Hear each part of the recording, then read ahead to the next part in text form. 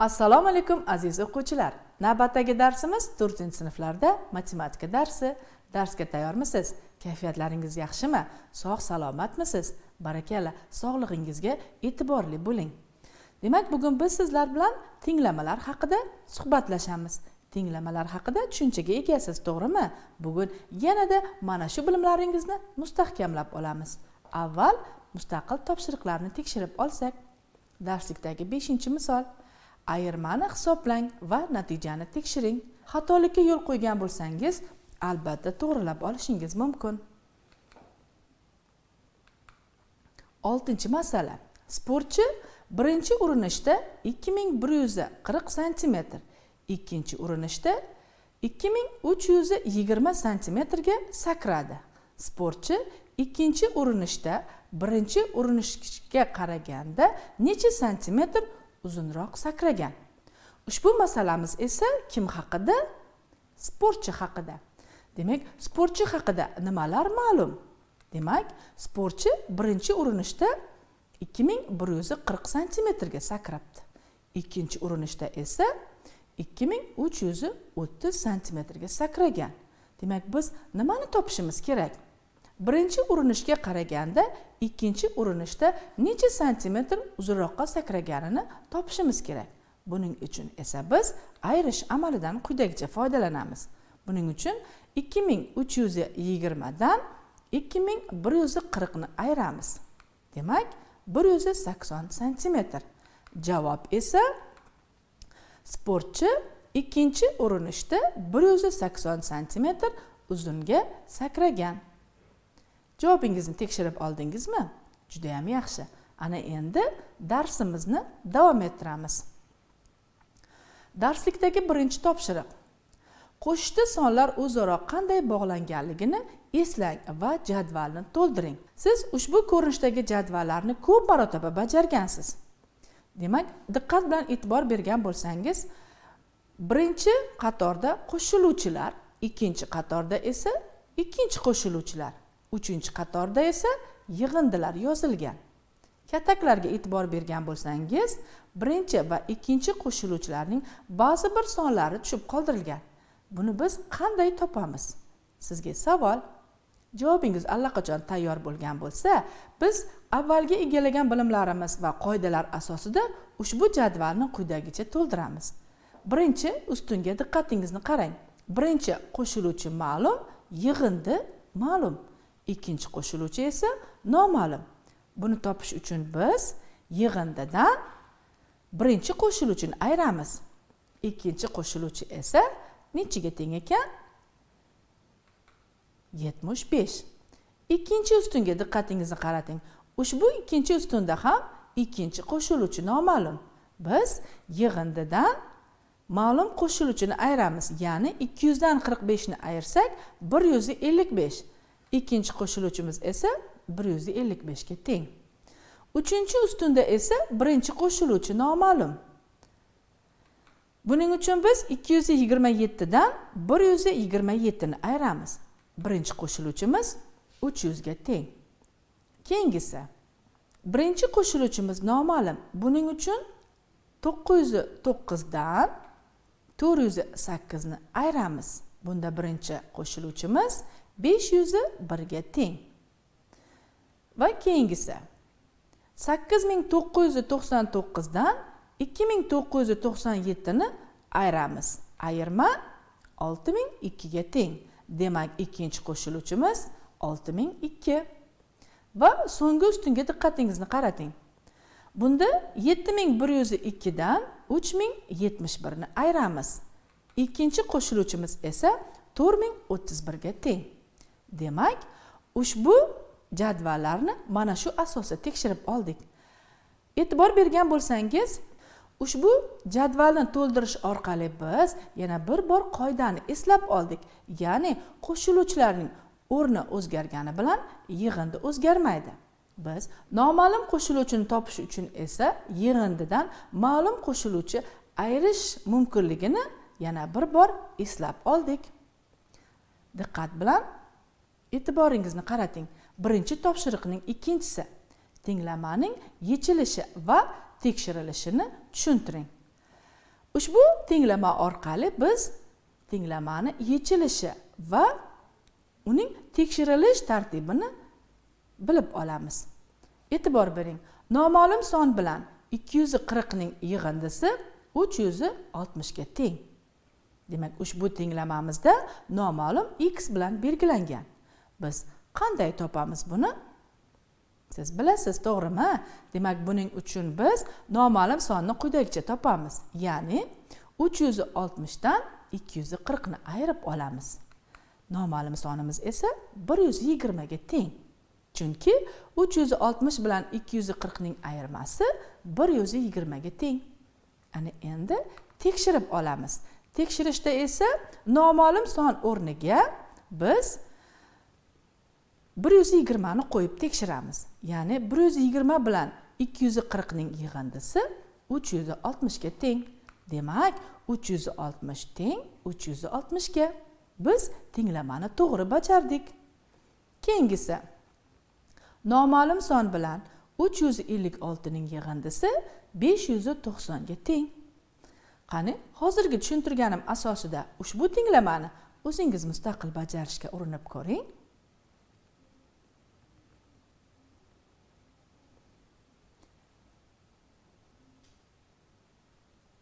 Zukko bilimdon o'quvchilar allaqachon topshiriqni bajarishgan. Keling endi tekshirib olamiz, ulgurmaganlar bilan esa birgalikda bajaramiz. Buning uchun biz yig'indidan ma'lum qo'shiluvchini ayiramiz, ya'ni 590 dan 356 ni ayiramiz. Noma'lum son esa 234 ga teng.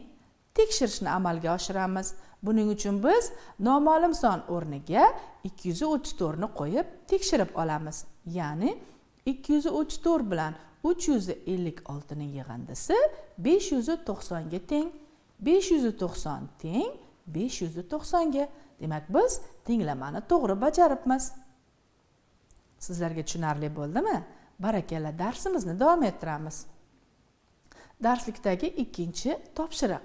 Tenglamalarni namuna bo'yicha yeching.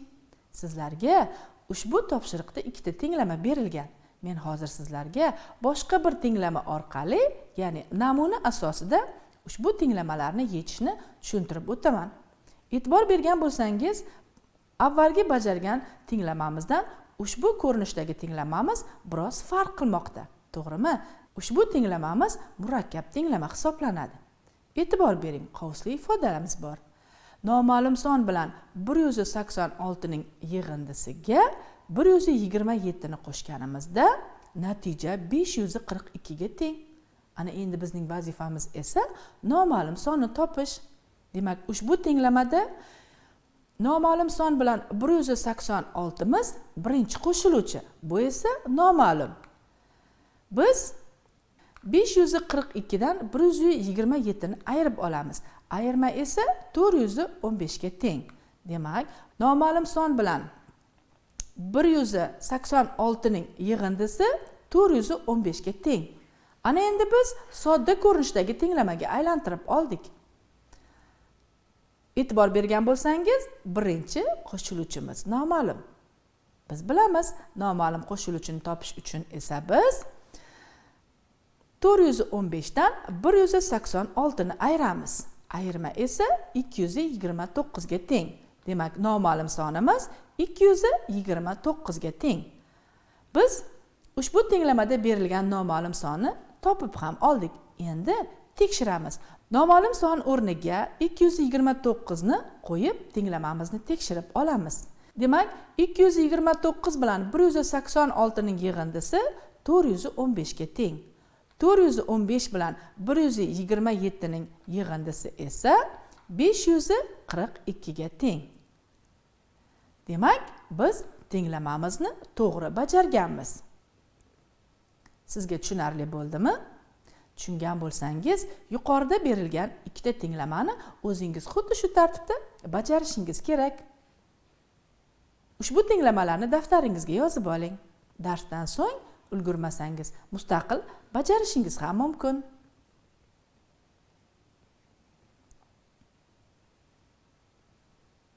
Yozishga ulgurdingizmi? Unday bo'lsa, keyingi topshiriqqa o'tsak. Keyingi topshirig'imiz quyidagicha. Quyidagi jumlalarni tenglama shaklida yozing va bu tenglamalarni yeching. E'tibor qiling. 4907 soni noma'lum sondan 1425 ga ko'p. Ushbu jumla orqali siz qanday tenglama hosil qila olasiz? Keyingisi. 1562 soni noma'lum sondan 837 ga ko'p. Diqqat qiling. Agar siz ushbu jumlalarni to'g'ri tushungan bo'lsangiz, siz qiynalmay tenglama tuza olasiz. O'zingiz ushbu jumlalar yordamida tenglama tuzishga harakat qiling. Ushbu jumla orqali tenglama tuza olmagan va biroz qiyinchilik bo'lgan o'quvchilarimizga tuzishga yordam bersam. Tuzishga ulgurgan o'quvchilar esa o'z tenglamalarini tekshirib olishlari mumkin. A jumla uchun quyidagicha tenglama tuzdik. Noma'lum son bilan 1425 ning yig'indisi 4907 ga teng. Keyingisi. Noma'lum son bilan 837 ning yig'indisi 1562 ga teng.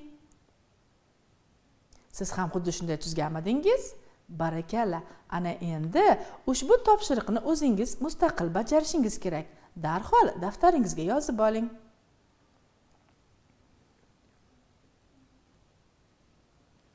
Ulgurdingizmi? Barakalla. Darsimizni davom ettiramiz. Darslikdagi 4-masala. Traktor bakida 60 litr yoqilg'i bor edi. Traktor 1 soatda 6 litr yoqilg'ini sarflaydi.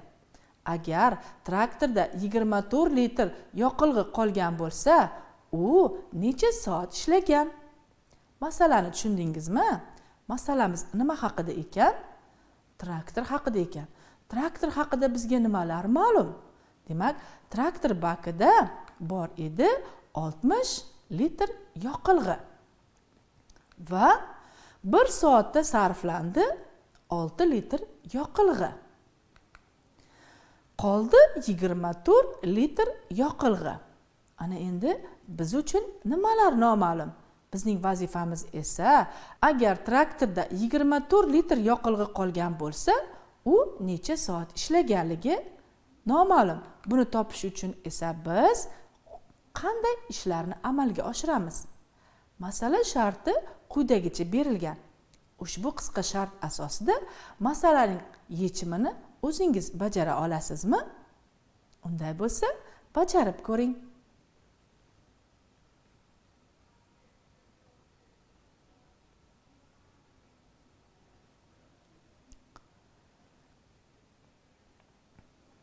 Keling endi bajarganimizni tekshirib olsak.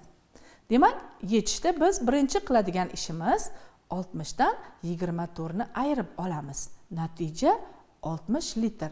Demak, bu sarflandi. Keyingisi esa 36 ni 6 ga bo'lamiz. Javob 6 soat. Demak, bu ishlagan vaqti. Masalamizning javobi esa traktor 6 soat ishlagan. Masala yechimi tushunarli bo'lsa, darsimizni davom ettiramiz. 5-topshiriq. Kubning yoyilmasida A nuqta berilgan.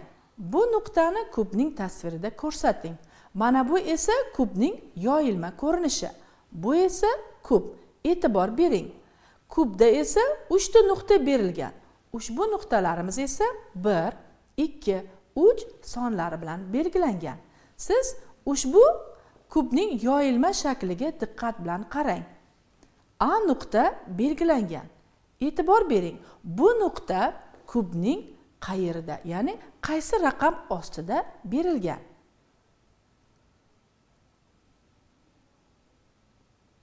Topishga ulgurdingizmi? E'tibor bering. Ushbu kubning yoyilmasidagi A nuqtamiz bir raqami ostida berilgan. Siz ham xuddi shunday topganmidingiz?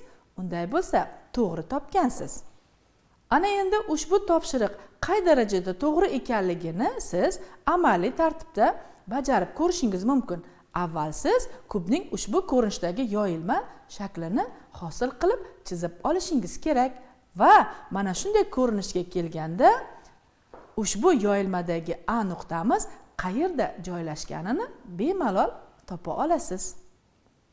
Demak, ushbu topshirig'imiz tushunarli bo'lgan bo'lsa, darsimizni davom ettiramiz. Har doimgidek sizlarga qiziqarli bosh qotirma tayyorlab kelganman. Tayyormisiz? Unday bo'lsa diqqat bilan tinglang. Massani toping. Birinchisi. Tarvuzning yarmi 5 kilogramm.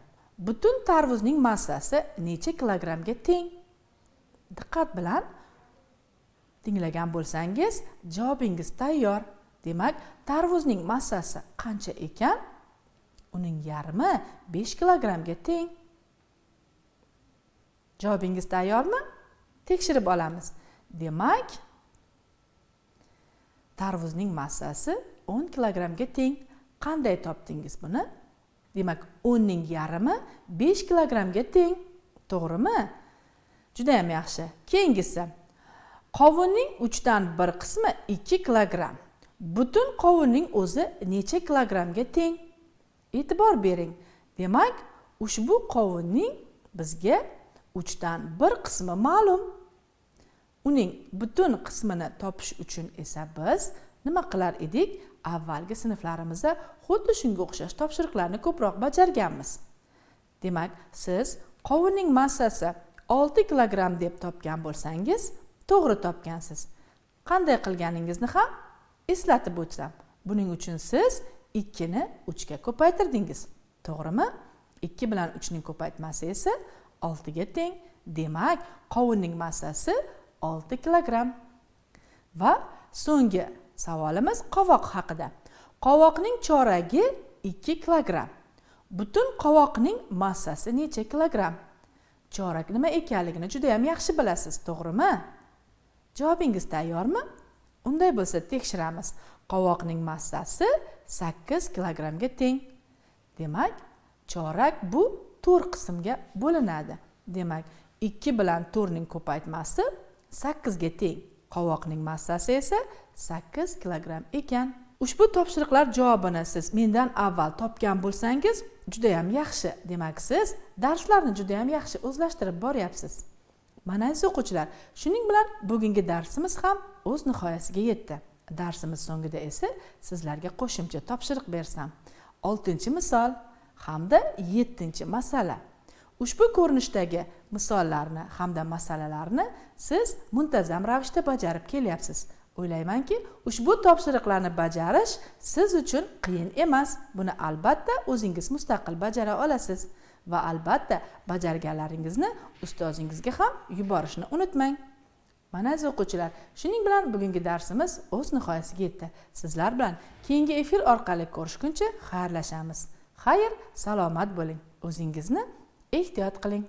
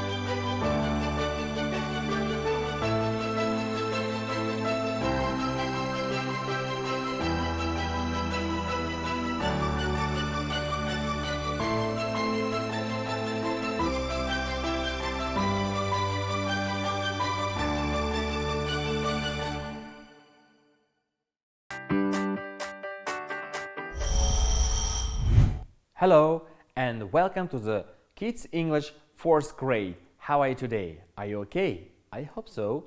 Everything is fine. Great. So let's start our lesson.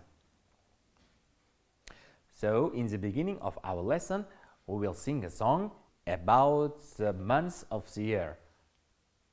Are you ready? Let's start.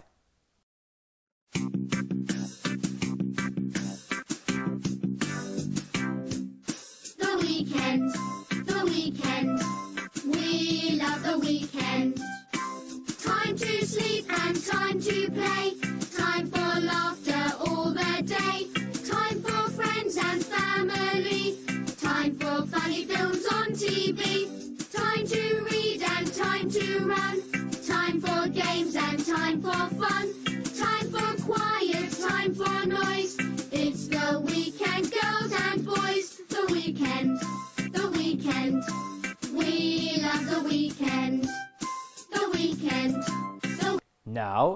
It's your turn.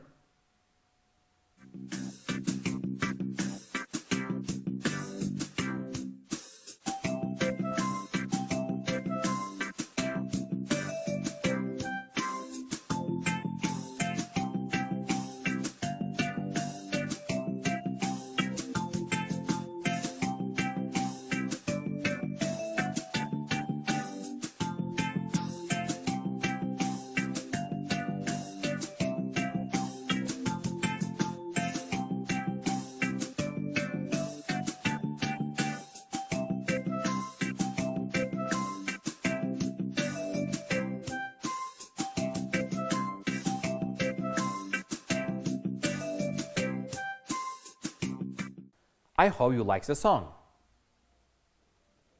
And now, please open your homework tasks, page 19. In this first exercise, you have to write the words. So, are you ready?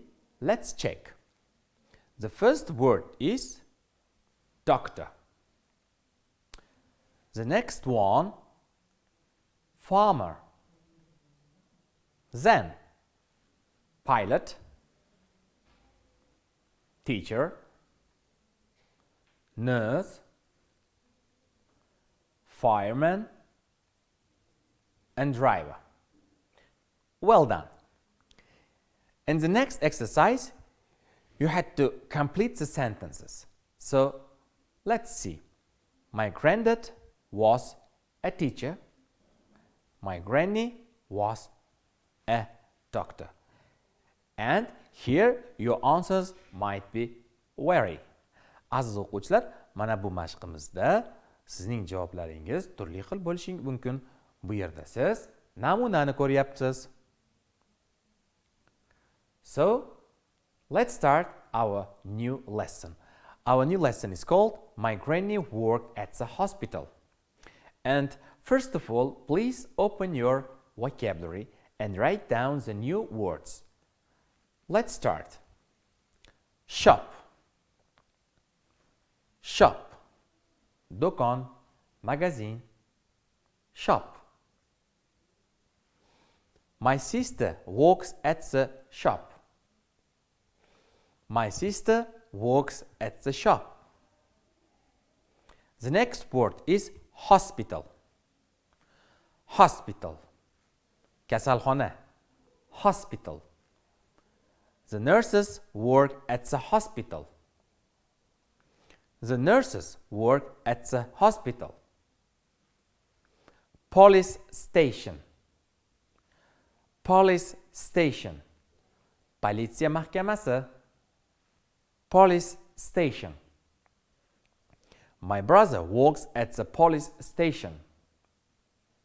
My brother works at the police station. Yozib oldikmi, aziz o'quvchilar?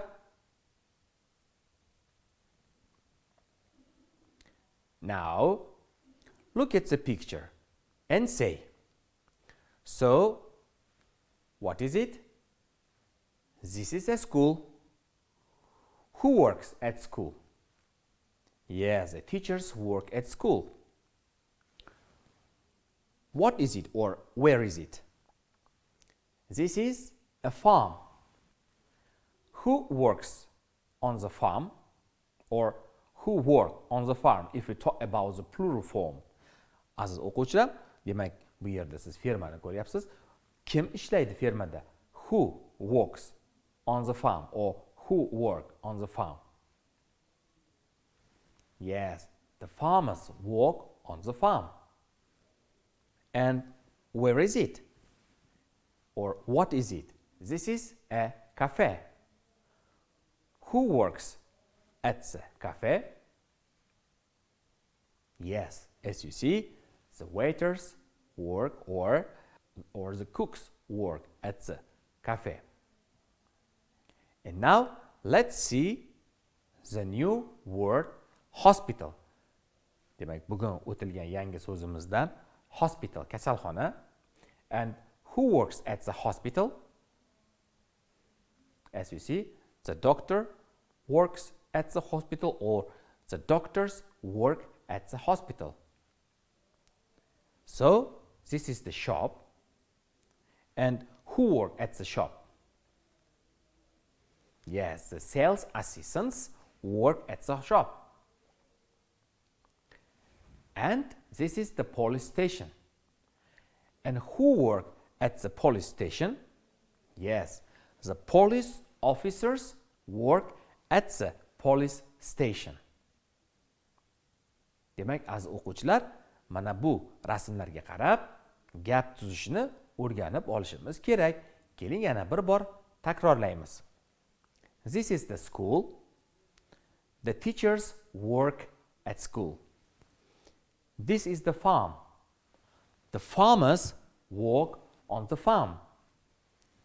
This is the cafe. The cooks or the waiters work at the cafe. This is the hospital. The doctors, nurses work at the hospital. This is the shop. The shop assistants work at the shop. And this is the police station.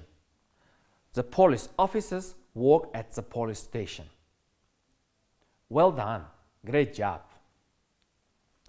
And now in exercise 2b, look, read and complete the table. Open your workbook, page 20.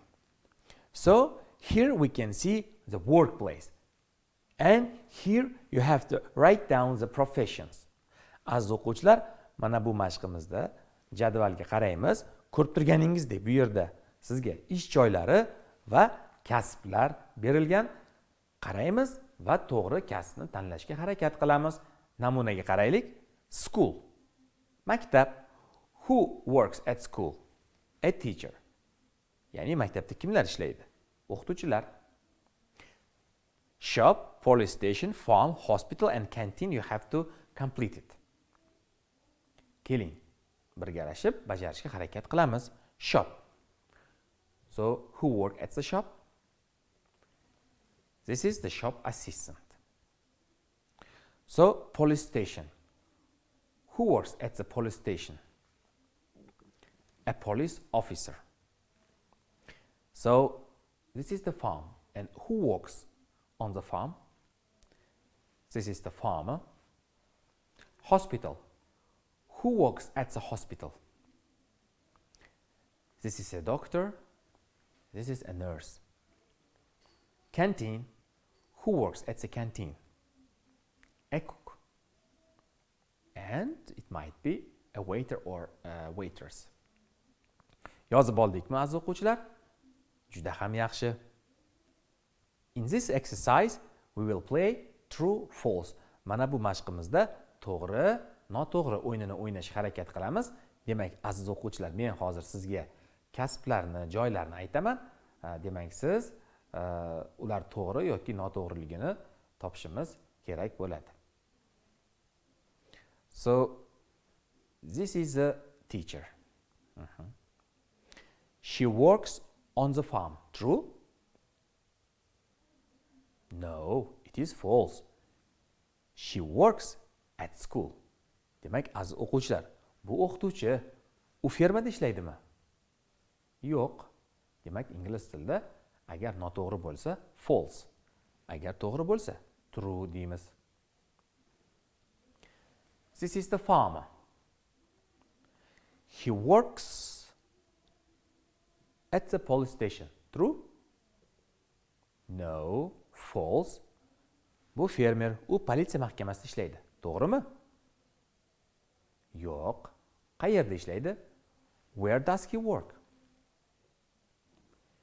He works on the farm. This is the waiter. He works at the hospital. True? No. He works at the canteen. This is a doctor. He works at the cafe. True? No. He works at the hospital. This is the sales assistant. She works at school. True? No. Where does she work? She works at the shop. And This is the police officer. He works at the cafe. True? No, it's false. Where does he work? He works at the police station. Very well. Keling yana bir bor ko'rib chiqamiz. The teachers work at school. The farmers work on the farm. The waiters work at the cafe.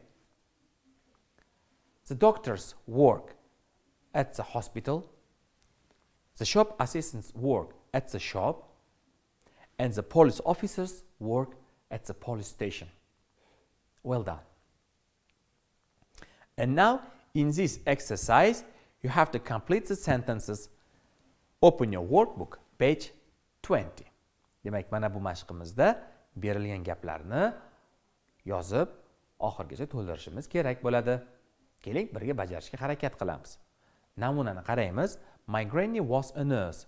She worked at the hospital. My granddad was a cook. He worked at the canteen. My granny was a doctor. She worked at the hospital. My granddad and granny were teachers. They worked at the school, or we can say at school. Demak, aziz o'quvchilar, siz bilan biz o'tgan darslarimizda o'tgan zamonda gapirishga harakat qilgan edik. Agar biz buvijonlarimiz, dadajonlarimiz haqida agar o'tmishda gapiradigan bo'lsak, demak biz was hamda were so'zlaridan foydalanar edik. Edilar deb tarjima qilinar edi. My granddad was a cook. He worked at the canteen. Ya'ni mening dadam oshpaz bo'lganlar. Ular oshxonada ishlaganlar. Demak, e'tibor beramiz. Worked. My granny was a doctor. Mening buvim doktor bo'lganlar. She worked at the hospital. Ular kasalxonada ishlaganlar. Worked, e'tibor beramiz, ishlaganlar. My granddad and granny were teachers. Mening dadam hamda buvim o'qituvchi bo'lganlar. They worked at the school or at school. Ular maktabda ishlaganlar. Ingliz tilida biz aziz o'quvchilar at the school yoki bo'lmasa at school deb aytishimiz mumkin. And now your homework task. Ana endi aziz o'quvchilar, keling uy vazifamizga qaraymiz. At home, you have to write 2 true and 2 false sentences about jobs. Siz uyda kasblar haqida 2 to'g'ri va 2 noto'g'ri gap yozishingiz kerak bo'ladi. Namunani ko'ramiz. Doctors work on the farm. Doktorlar fermada ishlaydilar. Nurses work at the hospital. Hamshiralar kasalxonada ishlaydilar. Ko'rib turganingizdek, birinchi gapimiz noto'g'ri. Doctors work at the hospital. Demak, siz ham mana shunday gaplar tuzishga harakat qiling. So, this is the end of our lesson and see you next time. Bye.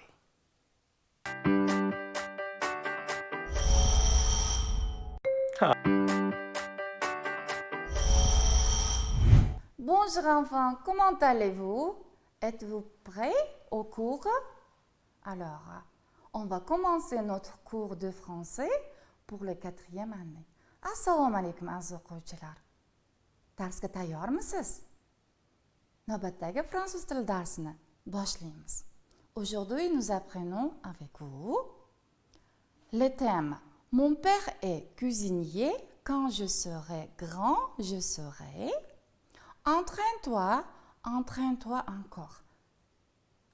Aziz bolajonlar, bugun siz bilan mening otam oshpaz, men katta bo'lganimda va takrorlash mavzularini o'rganamiz. Tout d'abord, regardez cette vidéo. Par un bel après-midi, Monsieur Ronfleur, le koala, se livrait à son activité préférée quand... Non mais, qui se permet de déranger ma sieste? Ouais, c'est plus, il faut additionner, donc c'est plus.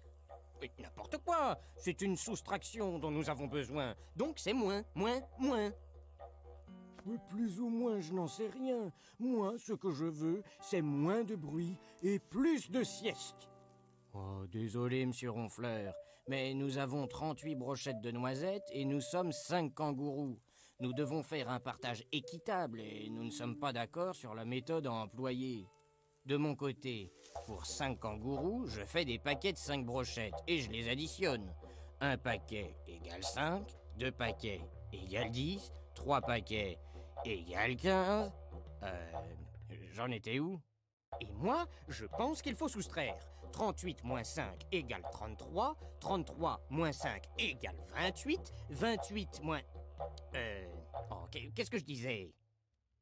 Les kangourous étaient un peu lents avec leur méthode, et Monsieur Ronfleur perdait patience. Oh, je vois.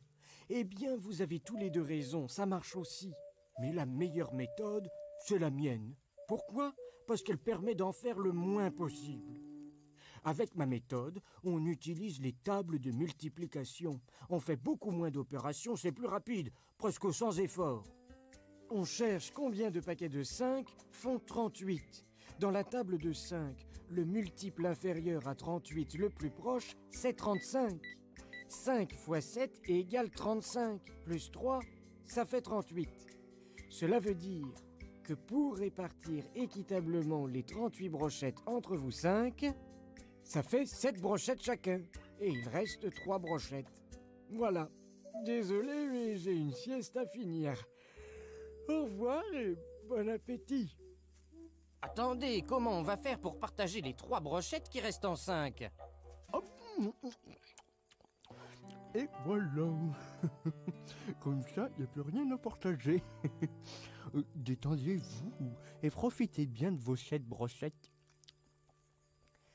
Et Monsieur Ronfleur repartit faire la sieste, espérant bien ne plus être dérangé, au moins pour un petit moment.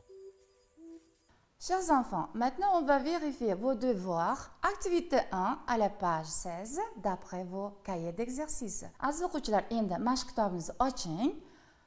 16-betdagi birinchi mashqni tekshiramiz. Il fallait choisir le bon verbe. À la leçon passée, nous avons appris la conjugaison des verbes pronominaux. Regardez. Demak, o'tgan darsda siz bilan almashtir fe'llarni qanday tuzilishini o'rgangan edik. Le matin et le soir, je me brosse les dents. Ertalab va kechqurun men tishlarimni yuvaman. Maman habille sa petite. Oyisi kichkintoyni kiyintiryapti. Ici, habiller, c'est le verbe non pronominal. Le dimanche, nous nous levons tard. Yakshanba, biz kech turamiz. Le professeur entre dans la classe et les élèves se lèvent. Activité 2 à la page 16. Vous devrez écrire c'est vrai ou faux. Demak, bu mashqda siz to'g'ri va yoki noto'g'riligini belgilab chiqishingiz kerak edi. Le dimanche, on va à la bibliothèque. C'est vrai ou faux? Oui, c'est vrai. Le dimanche, on va à la bibliothèque. C'est vrai ou faux? Oui, c'est vrai. Le dimanche, on va à l'école. C'est vrai ou faux? C'est faux. Le dimanche, on va à la campagne. C'est vrai. Le dimanche, on va au théâtre. Vrai.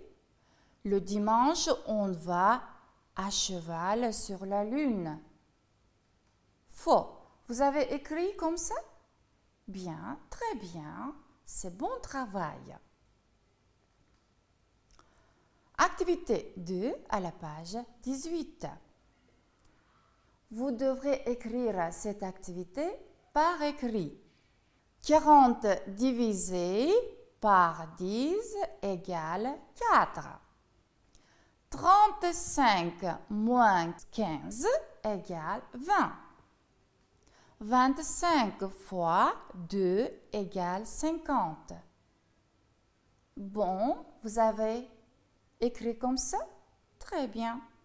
Chers enfants, ouvrez vos livres et trouvez activité 4 à la page 29. Aziz bolajonlar, endi kitobingizning 29-betini oching, 4-mashqni toping. Aujourd'hui, nous apprenons la prononciation du son F. En français, le groupe de lettres PH se prononce comme F. Aziz bolajonlar, demak, fransuz tilida P va H harf birikmasi F tovushini berar ekan. Écoutez et répétez après moi. Eshiting va qaytaring.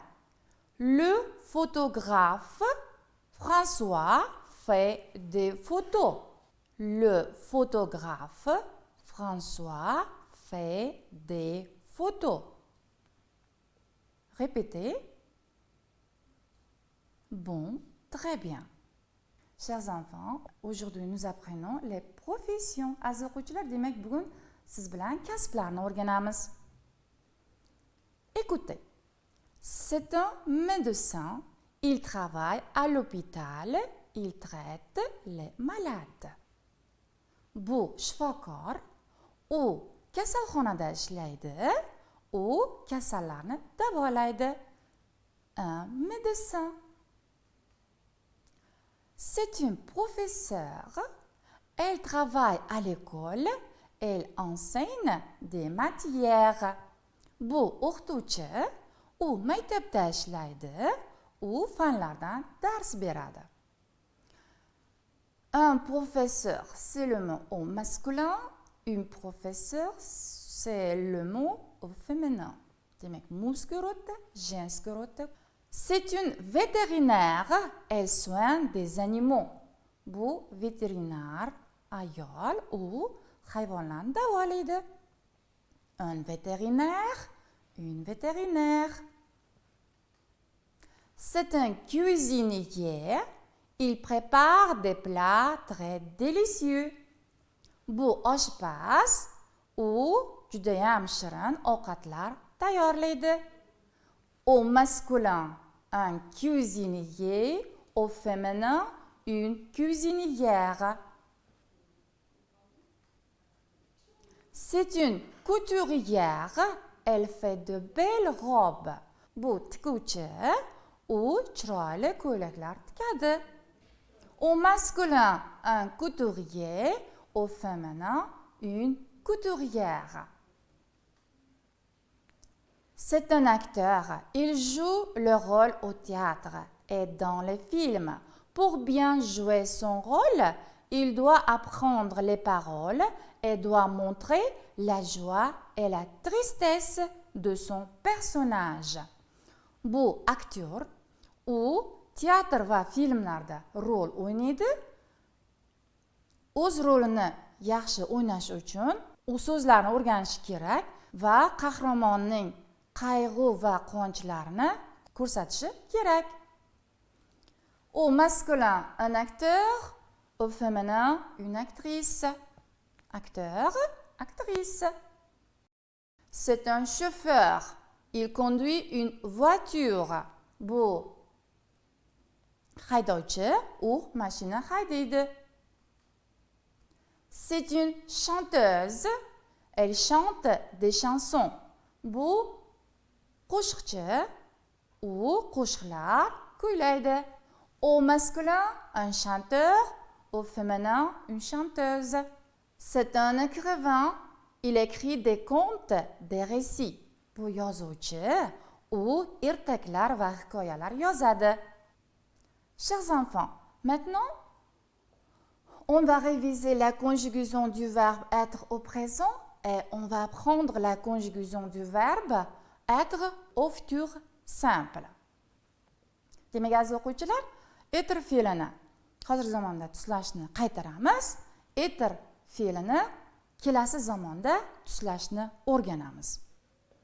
C'est le verbe irrégulier. Il faut retenir sa conjugaison. Bu 3-chi guruhda fe'l bo'lgani uchun tuslanishni yodlab olishimiz kerak. Écoutez et répétez après moi. Je suis, Tu es, il est, elle, on est. Nous sommes, vous êtes, ils, elles sont.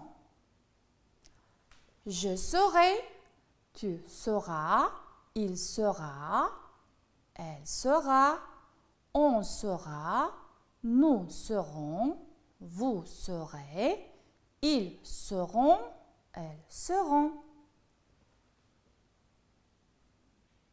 Vous avez répété? Bien.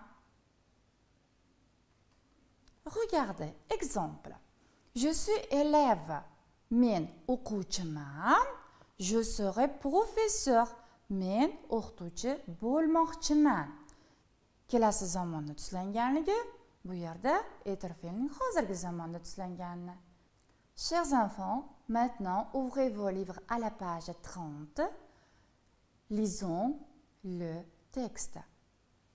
Quand je serai grand, je serai. Moi, c'est Anvar. Je m'intéresse au français. Quand je serai grand, je serai professeur de français. C'est mon métier préféré. Men Anvarman. Men fransuz tiliga qiziqaman. Katta bo'lganimda fransuz tili o'qituvchisi bo'lmoqchiman. Bu mening yoqtirgan kasbim. Moi, c'est Dildora. J'adore le théâtre. Je veux jouer le rôle de fée. Quand je serai grande, je serai actrice. J'aime jouer les rôles. Men Dildoraman. Men teatrni judayam yaxshi ko'raman. Men sehrgar rolini o'ynamoqchiman. Katta bo'lganimda men aktrisa bo'lmoqchiman. Men rol o'ynashni yaxshi ko'raman. Moi, c'est Sanobar. J'aime beaucoup les oiseaux. Quand je serai grande, je serai vétérinaire. Sauver les oiseaux, c'est sauver la nature. Men Sanobarman. Men qushlarni juda yaxshi ko'raman. Katta bo'lganimda veterinar bo'lmoqchiman. Qushlarni asrash bu tabiatni asrash demakdir. C'est Botir. Bu Botir. Il adore le sport, surtout la boxe. U sportni, ayniqsa boksni yaxshi ko'radi. Il veut devenir boxeur. U boxeur bo'lmoqchi. Maintenant, chers enfants, voilà, nous avons lu le texte. Maintenant, répondez aux questions. Aziz bolajonlar, matnni o'qib chiqdik. Endi savollarga javob beramiz. Dildora sera actrice. Pourquoi? Pourquoi? Oui, c'est ça. Parce que Dildora aime jouer les rôles. Très bien. Anvar sera professeur de français. Pourquoi? Oui, très bien. Parce que Anvar s'intéresse au français. Botir sera boxeur. Pourquoi? Très bien. Exactement. Parce que Botir adore le sport. Sanobar sera vétérinaire. Pourquoi? Très bien. Parce que Sanobar aime beaucoup les oiseaux. Bravo mes enfants, vous avez compris ce texte. Dans cette chanson, il y a les nouvelles professions. Écoutez, apprenez ces professions. Enfin, maintenant prenez vos cahiers et écrivez vos devoirs. Aziz bolajonlar, endi daftaringizni oling va mustaqil topshiriqlarni belgilab oling. Activité 1 à la page 21 d'après vos cahiers d'exercice. Demak, mashq kitobingizdagi 21 bet, birinchi mashq. Roulez l'activité 5 du livre à la page 29. Lis les phrases et écris le métier. Par exemple, ma mère chante des chansons classiques. Elle est chanteuse. Deuxième activité. Activité 2 à la page 22. Écris le verbe être au futur simple. Chers enfants, notre leçon est finie. Au revoir à la leçon prochaine. Bon courage, bonne chance.